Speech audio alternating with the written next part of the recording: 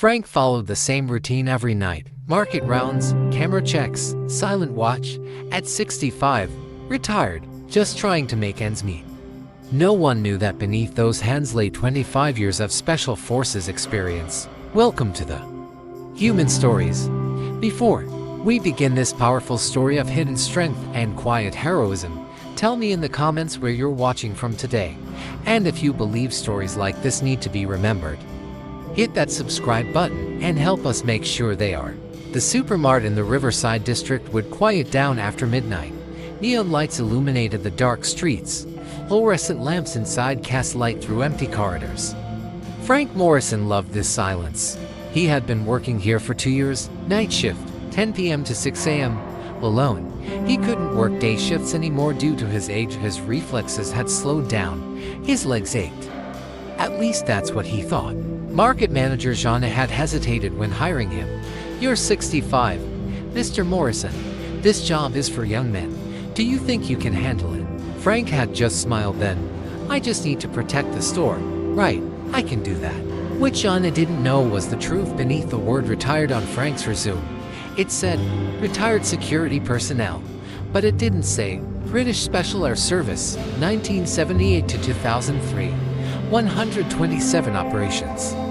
Afghanistan, Iraq, Northern Ireland, Sierra Leone. Frank followed the same routine every night. First, he checked the cameras, make sure the recording system was working. Then he'd inspect every corner of the market, check emergency exits, test alarm systems. Every movement was the result of years of training. But no one noticed this. Young cashier Sarah would sometimes stay for night shifts, for inventory. She was always kind to Frank, would make him tea. "Uncle Frank," she'd say, "you look tired. Rest a bit." Frank enjoyed this. It was nice to have someone who treated him like family. His wife Helen had passed away from cancer 3 years ago. They had no children. This market was his small world now. But other employees saw him just as the old security guard. A slow-moving, quiet, harmless old man. Sometimes young employees would joke, "How old is Uncle Frank? 70. Frank never reacted. He'd just smile and continue his work. He'd think to himself, "I wish they knew." That Thursday night started like any other. Frank arrived at work at 9:45 p.m., put on his uniform, attached his radio. Jana was finishing the day shift. "Frank, tonight should be quiet. Only Sarah will stay. Doing inventory. Should take until about 1 a.m. "Understood," Frank said. "Everything's fine." As Jana left, Frank began his first round. Although the market was open 24 hours, customer traffic decreased after 10 p.m.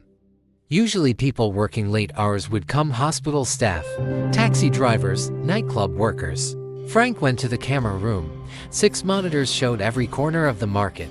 1 main entrance, 1 back exit. For interior areas, Frank examined each monitor. He took notes in a notebook where he recorded movements. Old habit. Sarah was working in the checkout area. Inventory program open on the computer. Frank watched her through the monitor. Good girl, hardworking. She was studying at university, working nights and attending classes during the day. By 11:30 p.m., Frank went on his second round. The market was quiet. A few customers were there to nurse, buying snacks. A young man browsing the beverage section. Normal. Frank had always made it a habit to scan and observe his surroundings. Customer behavior, body language, expressions in their eyes. Most people wouldn't notice these things. But Frank had developed the ability to read people in life or death situations for years. The young man, something was off. Too tense, constantly looking around. Phone vibrating. Frank began watching him more closely. The man left the market without buying anything. Frank noted this. His instincts were telling him something. At 11:45 p.m., Frank returned to the camera room. Everything seemed calm. Sarah was still working. A few late customers around. But Frank was uneasy. That young man's behavior. His cell phone rang. And a known number. "Hello. Frank Morrison." "Yes, speaking." "You're about to have visitors. Get ready." The line went dead. Frank looked at the phone. His heart began racing. These kinds of phone calls he used to receive before operations, but that era was long over. Or so he thought. He immediately stood up, began examining the camera monitors more carefully. His instincts were sounding alarms. 25 years of experience had never taught him to be wrong. That's when he saw them. A black car parked across the street. 3 people inside. Too comfortable a position for waiting. Frank tried to zoom in to read the license plate, but it was too far away. The phone rang again. Morrison, I'm listening. This time it's very different. You're not an ordinary security guard. We know who you are. What do you want? We know what's in the store safe. But what we really want is in the back office. Special shipment documents. Frank understood what this meant. SuperMart wasn't just a regular supermarket. It also handled some special cargo operations, valuable parts, document transfers, legal but sensitive business. I'll call the police, Frank said. Don't. Because there's a girl inside. Sarah, isn't it? University student. Very sweet girl. Frank's blood ran cold. Don't involve her in this. Then don't involve us either. We're coming in 10 minutes. And you won't do anything. Understood? The line went dead. Frank looked at the monitors. Sarah was still working, unaware. The black car was still waiting. Frank had 2 options: call the police and risk Sarah's life. Or a voice spoke from within. Old Frank's voice. The one he used in operations, cold, calculating. Or you wait for them and use your old skills. Frank left the camera room, took something from his locker, a small bag. Inside were things no one had seen. For emergencies. Old habit. He opened his cell phone, called Sarah. Sarah, can you hear me? Yes. Uncle Frank, what happened? Don't leave where you're working. Whatever happens, stay behind the checkout. Don't interact with any customers. Understood. But why? What's happening? Just do what I say. 15 minutes. Then everything returns to normal. Double quotes. Frank hung up. He looked at Sarah through the camera. The girl looked confused but had listened. Now a skill Frank hadn't used for years was kicking in, or planning. He visualized the market structure in his mind. 3 entrances, main door, back door, emergency exit. They'd come through the main door most likely.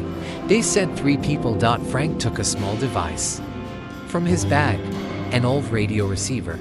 It still worked. Finding their frequency took a few minutes. 2 from the main entrance, 1 from the back door.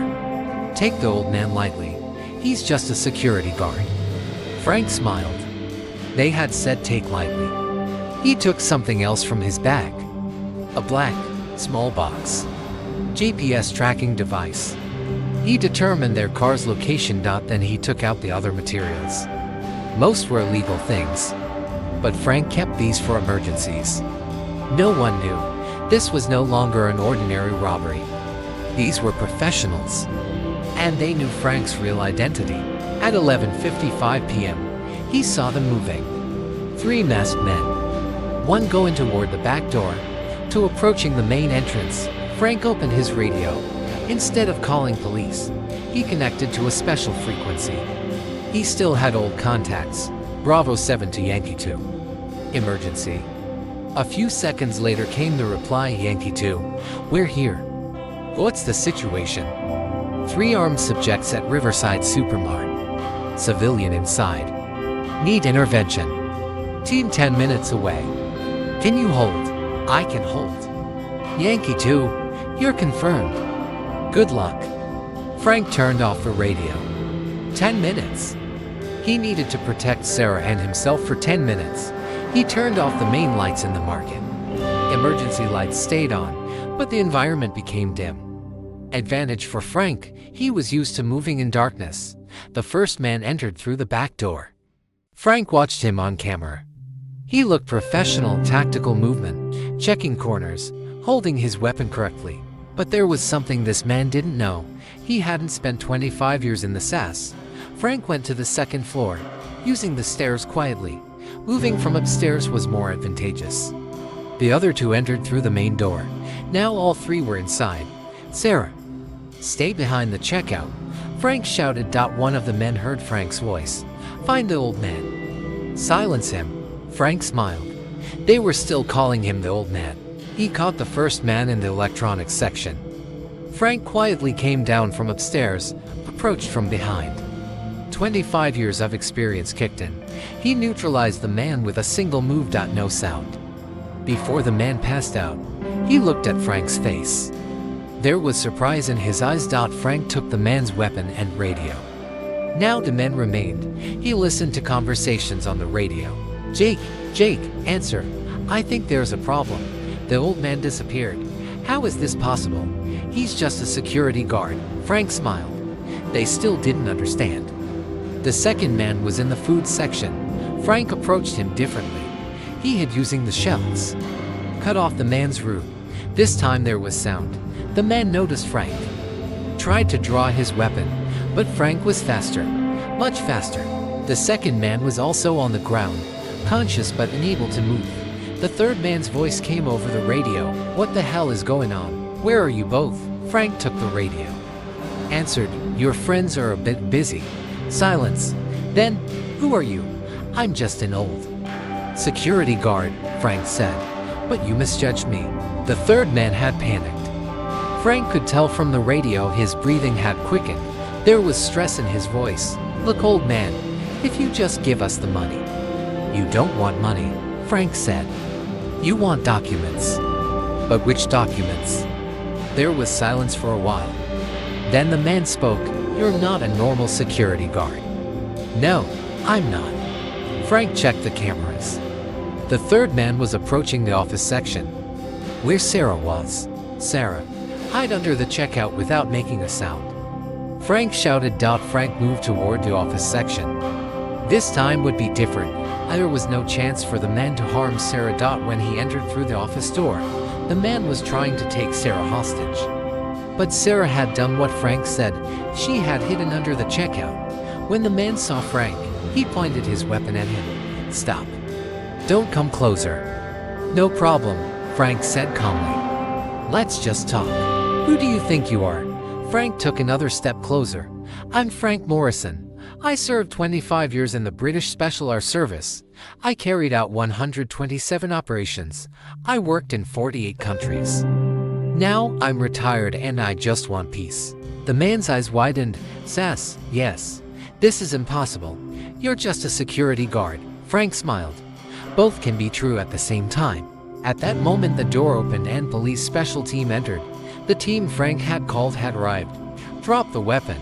They shouted. The man dropped his weapon in confusion. Frank raised his hands. The team leader recognized Frank. Morrison, what are you doing here? Working, Miller. Retired. Remember? Police officer Miller smiled. I forgot. Still the same Frank. Sarah came out from under the checkout, crying. Frank went toward her. It's all over. Sarah, you're safe. Uncle Frank, you how? Long story, Frank said. Miller gave instructions to his team. They arrested the three men. Then he turned to Frank. Frank, how did these men know you? I didn't ask. But I guess one of my old contacts leaked information. You might be in danger, Frank shrugged. Something I'm used to. The next morning when Johnny came to work, she realized everything had changed. Police cars, crime scene tape. Media. Frank was writing a report in the camera room. Frank, what happened here? Frank told her everything. Johnny could do nothing but open and close her mouth. You were in the SAS. I'm retired, Frank said. I've been trying to tell you for 2 years. Sarah also came. Her eyes still swollen.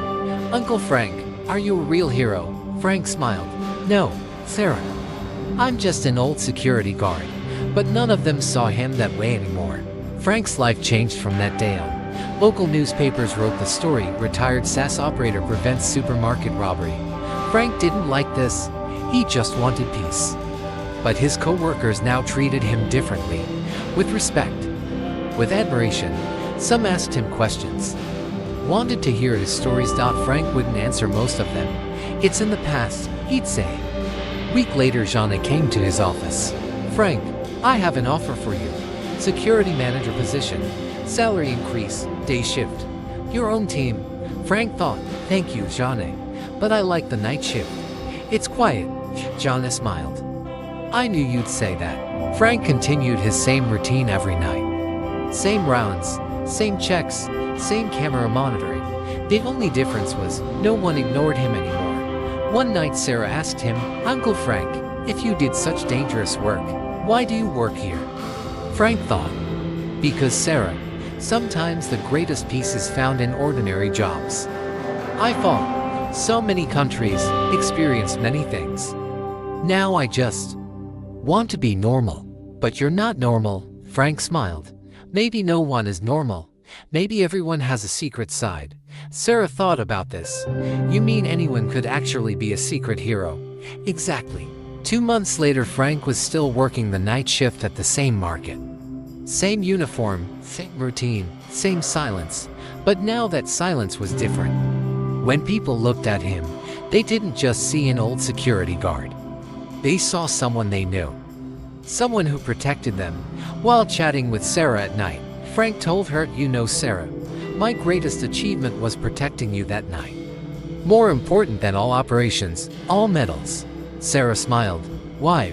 "Because I finally did something truly important, protecting someone." Frank looked out the window. Quiet streets, peaceful night. This was what he wanted. His cell phone rang. And a no number. "Hello, Mr. Morrison. We want you among us, a special job." Frank smiled. "Thank you, but I'm retired." "But your skills?" "My skills are now being used elsewhere to protect this market." The line went dead. Sarah looked curiously.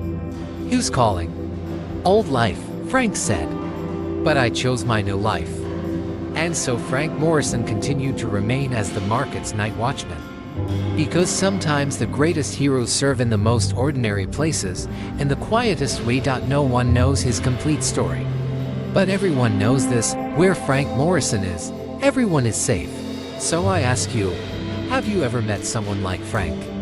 Someone who seemed ordinary but had an extraordinary past? Share their stories in the comments, because at the human stories, the stories of heroes who serve quietly must not be forgotten. Subscribe to share, and help keep these stories alive. See you in the next story. And remember, next time you see a security guard working quietly at a store, look twice. Because they might be much more than they appear.